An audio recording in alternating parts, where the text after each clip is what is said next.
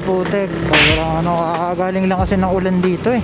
Ito pa naman yung putik pag natuyo mga tol, no? Parang ano siya, ang hirap niyang tanggalin pag natuyo na. Kaya dapat dito mga tol, no? Habang basa pa, tanggalin na natin. Kaya ngayon magpe-pressure washer tayo. Ibinulugan ng 5 mga tol. Mga tol, samahan niyo ako, hanap lang tayo. Sada dito, na nga tayo, liko na tayo dito. Ano, kakagaling lang ng ulan, no? Yan, talsik-talsik yan sa mga fairings natin mga tol. Dikit-dikit yan, lagkitan yan. Ang hirap pa naman tanggalin na ito. Dumaan yung motor kanina, malalim to. Yun, buti hindi umabot. Grabe yan mga tol, kita niyo yung putik na yan. Yan oo, didikit yan lahat sa motor natin. Yan oo, didikit lahat yan sa motor natin mamaya. Pag hindi pa naman yan natanggal mga tol, titigas yan. Tapos kakalawangin yung chassis natin. Lastik na yan. Tingnan lang natin kung gagana to, no? Dito rin ako nag-pressure washer na nakaraan kasi hindi naman nagana.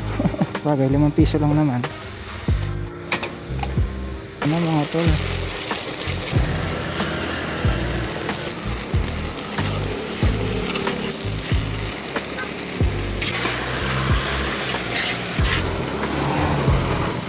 Okay na. Diyan lang naman yung gusto natin matanggal yung mga putik-putik eh. Diba? Okay na. Yun. Pwede na natin punasan.